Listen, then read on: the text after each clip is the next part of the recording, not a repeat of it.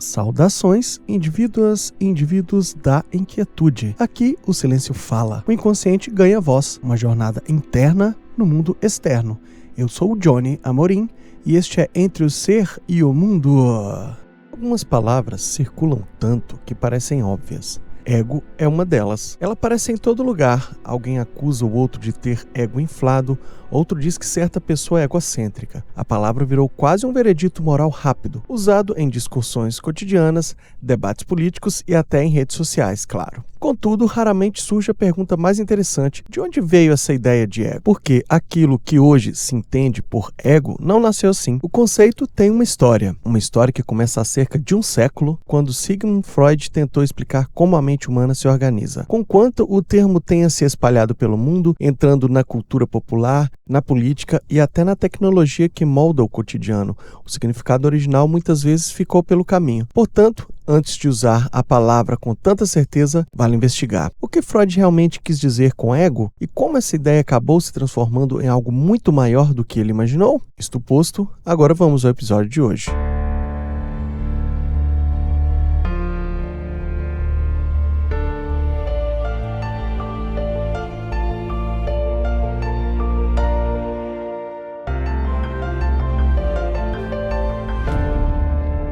Se você está curtindo este trabalho, compartilhe com os parentes, com os amigos. Isso nos torna mais relevantes na rede. Vocês sabem como isso funciona, será de grande valia para a gente. Eu agradeço esta ação. O ponto de partida mais conhecido dessa história costuma ser 1923, quando Sigmund Freud publica Eu e o Id. Ali aparece uma das imagens mais famosas da psicanálise: a mente humana como um campo de batalha interno. Freud imaginava o psiquismo como um sistema com três grandes forças em tensão constante. Primeiro, o id, o es em alemão.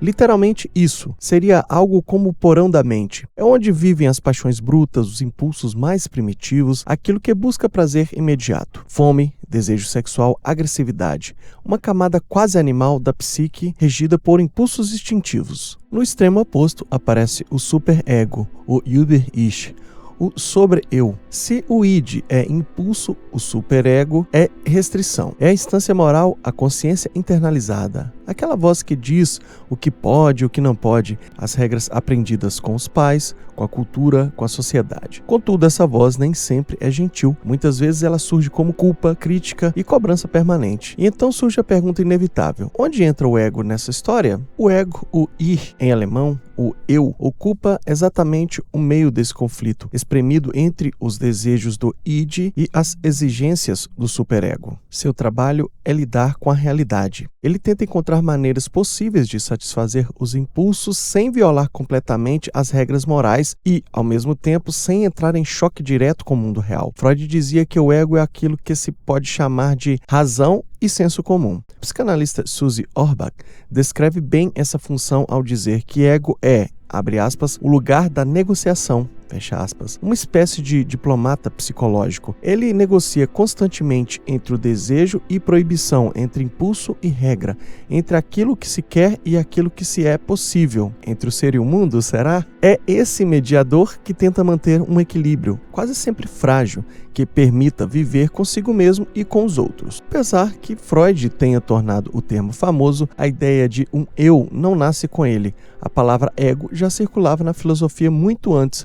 O próprio Friedrich Nietzsche, por exemplo, discutia o ego décadas antes da psicanálise ganhar forma. E tem também muito mais antigo O Sonho de Cipião, escrito por Cícero, 40 anos antes de Cristo, que ele narra um diálogo entre Cipião, africano, e seu neto. Nessa visão cósmica, o avô mostra a pequenez da terra e, portanto, da glória e do ego humano. É uma crítica à vaidade política e à defesa da vida virtuosa. Cícero usou ego no sentido gramatical de eu, mas escreveu um fenômeno que parece com o ego moderno, a vaidade e a autorreferência humana. Mas o salto de Freud foi outro. Ele transformou uma noção filosófica relativamente abstrata em um conceito clínico, uma ferramenta para compreender o sofrimento psíquico. Foi a partir daí que surgiram ideias consideradas revolucionárias na época, entre elas a própria noção de cura pela fala, a ideia de que falar sobre conflitos internos poderia reorganizar a mente. Essa revolução não foi recebida com aplausos unânimes. Desde o início, a psicanálise sofreu críticas duras, sobretudo vindas de cientistas e filósofos ligadas a um modo mais experimental de ciência. Um dos críticos mais contundentes foi o filósofo Frank Seoff.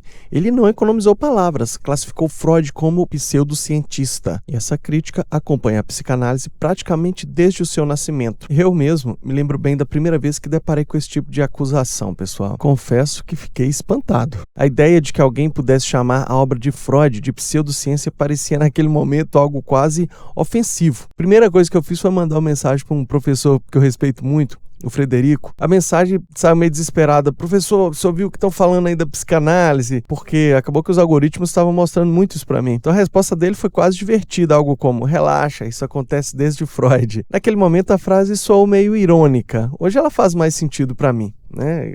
E talvez para vocês agora a partir do que eu disse. Porque, de fato, as críticas acompanham a psicanálise desde o início do século XX. O debate nunca foi silenciado nem consensual. Pelo contrário, sempre foi intenso, às vezes até feroz. Foi nessa conversa com o meu professor que ele me apresentou o Christian Dunker, né? Que a partir daí ficou mais clara a questão, não simplesmente defender ou atacar a psicanálise. O ponto central é compreender que tipo de conhecimento ela pretende produzir e por quais critérios esse conhecimento deve ser avaliado. Mas voltando ao filósofo Frank Seoff, a base da crítica era clara. Freud fazia afirmações gigantes sobre o funcionamento da mente, id, ego, superego, inconsciente, complexo de Édipo, mas, segundo esses críticos, sem evidência que pudessem ser testadas em laboratório ou verificadas por experimentos controlados. O problema central estava na chamada falsificabilidade. Para Seoff, uma teoria científica precisa poder ser provada errada. Se não existe experimento possível que a refute, então ela não pertence ao campo da ciência.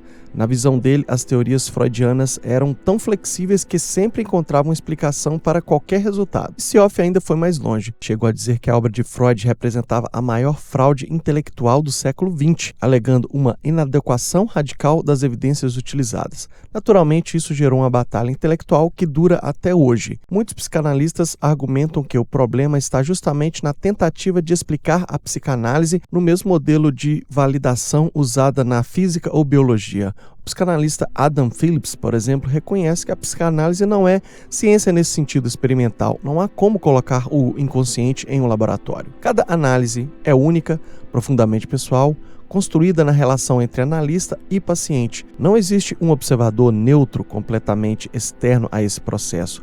Por isso, Phillips sugere outro critério de validade, a experiência do próprio analisando. Se alguém passa por análise e percebe que compreende a si mesmo, sofre menos ou reorganiza a própria vida, então, nesse sentido, algo funcionou. A validação não ocorre por um experimento replicável, mas pelo efeito subjetivo produzido. O debate permanece aberto. De um lado, críticos que veem a psicanálise como ciência, de outro, os defensores que respondem que reduzir a mente humana a apenas dados experimentais talvez seja uma simplificação excessiva. E aqui no Brasil, claro, essa tensão continua. Temos aí livros como Que Bobagem, e depois uma resposta: ciência pouco é bobagem. E assim segue essa discussão interminável.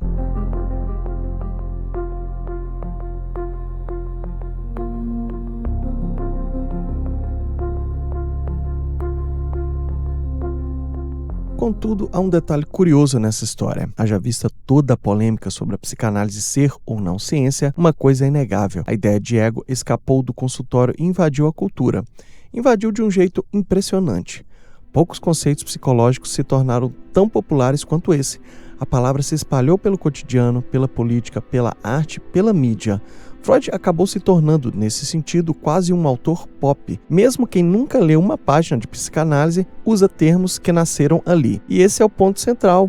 Independentemente da disputa científica, o conceito de ego acabou moldando a maneira como o Ocidente pensa sobre si mesmo. Conquanto essa popularização tenha um efeito curioso, o conceito foi simplificado. Parte da complexidade freudiana se perdeu no caminho. O ego técnico da psicanálise virou algo mais difuso, mais cotidiano. Por outro lado, algo ganhou força, é a ideia do eu individual, como centro da experiência humana. O filósofo Julian Badini observou justamente isso. Segundo ele, nas últimas décadas ocorreu um foco cada vez maior no eu. O indivíduo passou a ser visto como base da identidade, da experiência e até dos direitos. Quando alguém diz, abre aspas, fulano tem um ego enorme, fecha aspas, dificilmente está falando daquele ego mediador descrito por Freud. No senso comum, ego costuma ser imaginado como uma espécie de núcleo sólido da identidade, uma pequena entidade interna que guarda quem se é. A saber, o próprio Badini questiona essa ideia. Talvez o eu não seja uma coisa única e fixa, como uma alma ou uma peça específica no cérebro. Talvez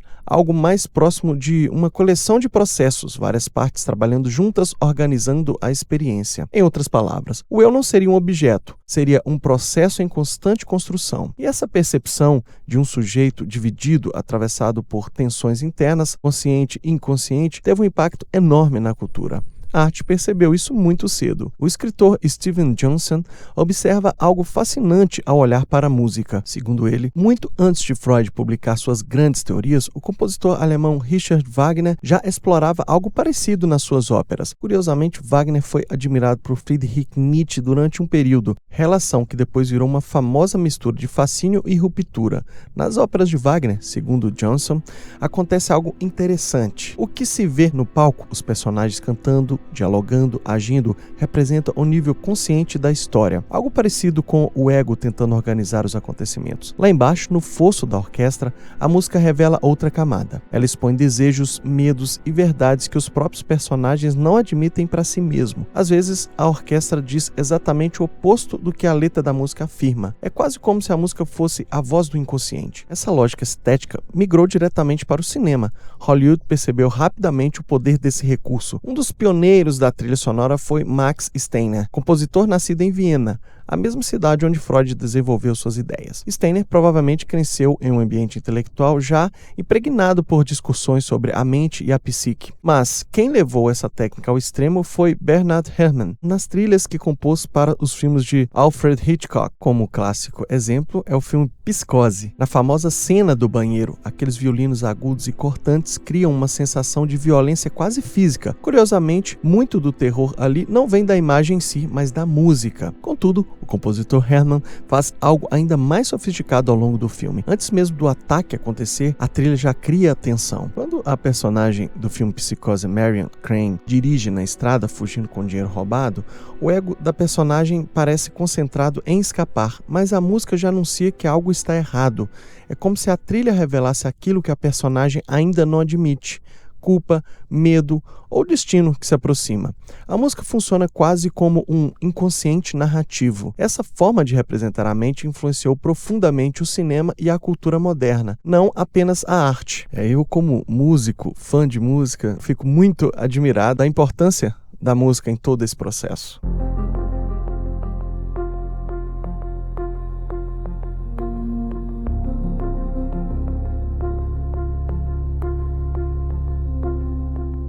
Então, a ideia de que o eu possui camadas escondidas, conflitos internos e mecanismos inconscientes alimentou algo muito maior: a busca pelo autoconhecimento, terapia, livros de psicologia popular, cursos de desenvolvimento pessoal, literatura de autoajuda. Todo esse universo cresceu, em parte, apoiado nessa noção de que a mente humana é um território que pode ser explorado, compreendido e transformado. Nasceu daí uma indústria gigantesca. A promessa central era sedutora. O indivíduo pode trabalhar sobre si mesmo, gerenciar seus impulsos, compreender seu ego, tornar-se uma versão melhor de si. Contudo, Julian Badini faz uma observação interessante sobre essa transformação. Segundo ele, durante muito tempo, a autoajuda tinha um tom mais espiritual ou ético. A ideia era melhorar a si mesmo para se tornar uma pessoa moralmente melhor ou mais conectada com algum princípio maior. Mas pouco a pouco esse foco foi mudado. O centro da preocupação deixou de ser apenas a virtude ou o caráter e passou a ser a otimização do próprio eu. O cenário hoje mudou bastante. Nas últimas décadas, podemos observar que grande parte da literatura de autoajuda passou a focar quase exclusivamente em melhorar a vida individual, um aprimoramento que Badini descreve como mais hedonista, voltada para prazer, bem-estar imediato, sucesso pessoal. O objetivo central tornou-se fortalecer o indivíduo, torná-lo mais saudável, mais produtivo, mais eficiente. E até quando aparece um discurso moral, algo curioso acontece.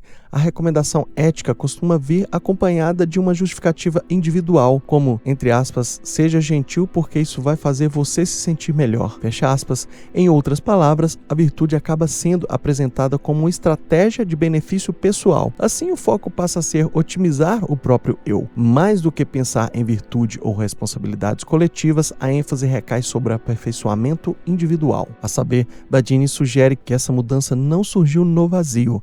Ela acompanha transformações políticas e culturais importantes. Ele aponta especialmente para o clima ideológico que ganhou força nos anos 80. Figuras como Margaret Thatcher, no Reino Unido, Ronald Reagan, nos Estados Unidos, ajudaram a consolidar uma visão política fortemente marcada pelo individualismo econômico e social. O discurso neoliberal daquele período valorizava competição, responsabilidade individual e autonomia pessoal, ao mesmo tempo em que diminuía o papel do Estado e da comunidade como estruturas de proteção coletiva. Naturalmente, Thatcher e Reagan não falavam de ego freudiano. Contudo, segundo Badini, as políticas e retórica daquele período acabavam reforçando culturalmente um modelo de um sujeito cada vez mais centrado em si. Há uma frase bem famosa de Thatcher que costumava ser citada nesse contexto. Abre aspas, acreditamos que todos devemos ser indivíduos, mas indivíduos desiguais. Fecha aspas. Ainda que ela também afirmasse que todos eram importantes, a ideia de desigualdade como algo natural e a prioridade do indivíduo sobre o coletivo tornavam-se marcas fortes daquele momento histórico. E aqui surge uma associação curiosa. Sempre que aparece isso, eu lembro muito da música do Engenheiros do Havaí, Ninguém Igual a Ninguém. Não é difícil perceber como muitas letras de Humberto Gessinger flertam com reflexões filosóficas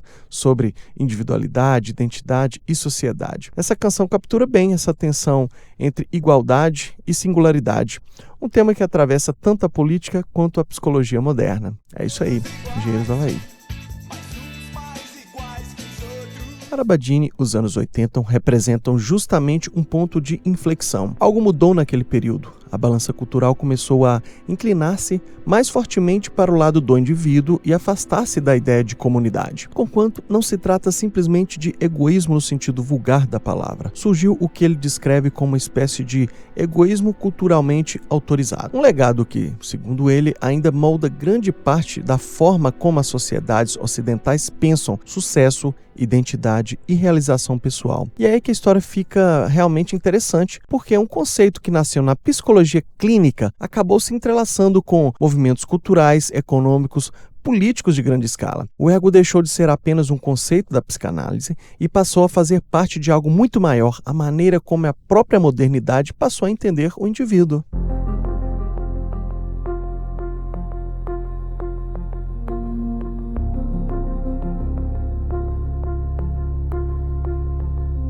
Mas vale dar um passo para outro território, a biologia. Afinal, o que a neurociência diz sobre tudo isso? Existe alguma região do cérebro onde se possa apontar e dizer, aqui está o ego? A resposta curta é não. Não existe uma área do ego no cérebro. Contudo, a ciência cognitiva tem descobertas interessantes sobre algo fundamental para essa discussão. Como o cérebro distingue o eu do não eu? A neurocientista Sophie Scott explica alguns desses mecanismos. Experimentos mostram, por exemplo, que o cérebro reage de maneira diferente quando a própria pessoa toca a própria mão ou quando outra pessoa realiza o mesmo toque. Quando o toque vem de si mesmo, a sensação costuma ser reduzida. É como se o cérebro dissesse, abre aspas, tudo bem, foi eu mesmo que fiz isso, fecha aspas. Não há necessidade de reagir com a mesma intensidade que reagiria a um estímulo externo inesperado. Algo parecido acontece com a própria voz. Quando alguém fala, certas áreas auditivas do cérebro diminuem a atividade que normalmente teriam ao ouvir os sons vindos de fora. O cérebro já prevê o que está ouvindo, porque a ação partiu do próprio organismo. Esses mecanismos de automonitoramento criam uma base biológica importante. Eles ajudam a construir a sensação que existe um sujeito contínuo separado do ambiente. Não é exatamente o ego freudiano, claro. Contudo, fornecem um alicerce neurológico para aquilo que experimentamos como ser eu. E quando essa base biológica encontra a cultura contemporânea, o cenário fica ainda mais complexo, porque agora entra em cena a tecnologia. O comentarista tecnológico Bill Thompson faz uma comparação bastante interessante. Durante grande parte da história humana, espelhos eram objetos raros e caros. As pessoas quase não viam o próprio rosto com clareza. Hoje ocorre o oposto. Vivemos cercado por reflexos, mas segundo Thompson, são reflexos fragmentados. Essa ideia lembra algo que já aparecia na psicanálise de Jacques Lacan, por exemplo, que descreveu o chamado estádio do espelho, momento em que a criança reconhece a própria imagem e começa a construir a noção de identidade. O espelho, para Lacan, não revela simplesmente quem somos, ele participa da construção dessa imagem. Nas redes sociais, porém, os espelhos se multiplicaram. Perfis digitais, fotografias filtradas, comentários, curtidas, e-mails, mensagens. O indivíduo passa a receber constantemente versões de si mesmo devolvidas pelo ambiente social. Contudo, são versões parciais, editadas, fragmentadas, muitas vezes pensadas para públicos diferentes.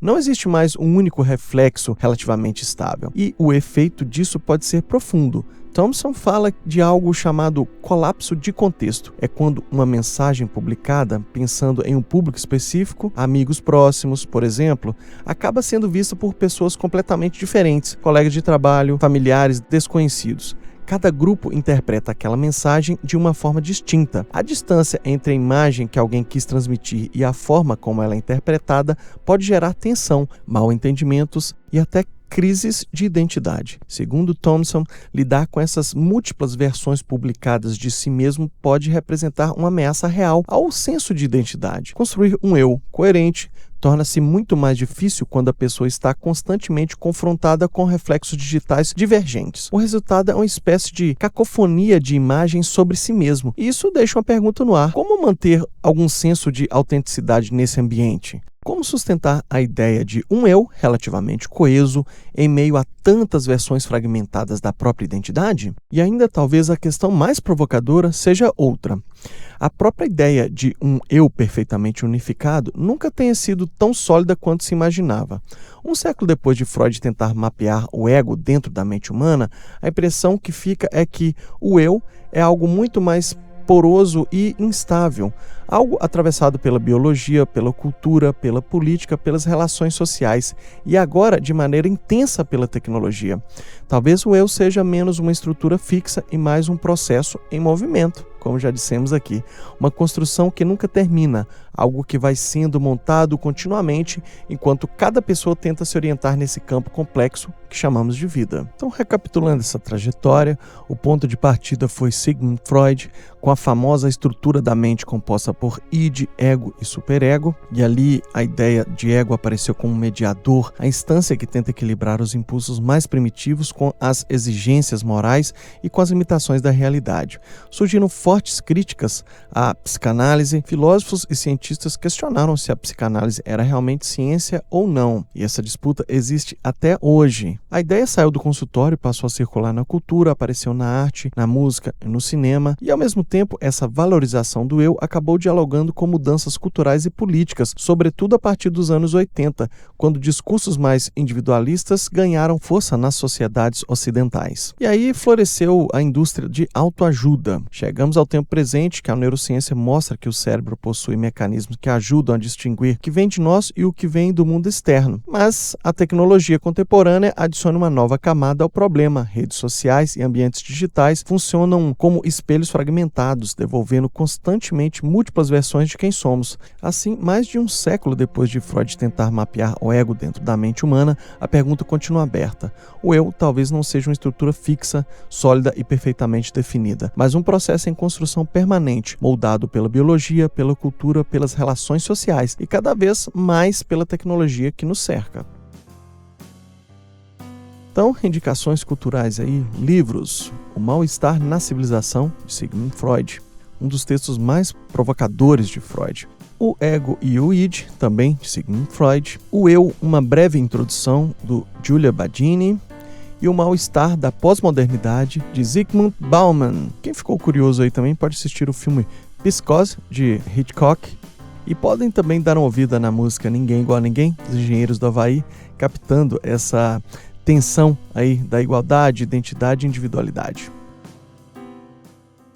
Então estamos fechando aí mais um episódio, mas antes eu gostaria de pedir a você que realmente comente, compartilhe com os amigos, com as pessoas que vocês acham que se interessam pelos temas, que se interessam pelo nosso podcast. Isso é de grande valia para o nosso canal. Vocês sabem como isso funciona, estamos falando disso o tempo todo aqui dos algoritmos. É a única coisa que eu peço em troca, a divulgação do nosso podcast Entre o Ser e o Mundo. Então, encerrando aí toda essa trajetória, deixo uma pergunta no ar, né? Se é aquilo que chamamos de ego ou de eu é tão profundamente moldado por forças externas, cultura, política, economia, tecnologia, até que ponto essa identidade é realmente nossa? Porque de um lado a modernidade ensinou que o indivíduo deve construir a própria identidade, buscar realização pessoal, desenvolver seu potencial. Contudo, quando esse movimento vai longe demais, surge o risco de cair em individualismo radical, no qual cada pessoa se transforma em um pequeno projeto isolado de si mesmo. A própria história do ego ensina algo importante, que o eu nunca foi uma peça fixa dentro da mente, sempre foi um equilíbrio delicado entre forças internas e externas. Um século depois de Freud tentar descrever esse equilíbrio, o cenário ficou mais complexo, mas o ego continua sendo uma espécie de mediador, não apenas entre desejos e regras, mas agora também entre identidade, sociedade e tecnologia. O desafio do nosso tempo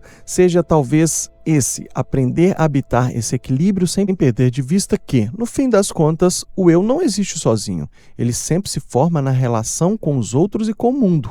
Entre o ser e o mundo sempre haverá espaço para pensar, questionar e se transformar. Nos siga nas redes sociais, mas principalmente siga refletindo. Até o próximo, pessoal!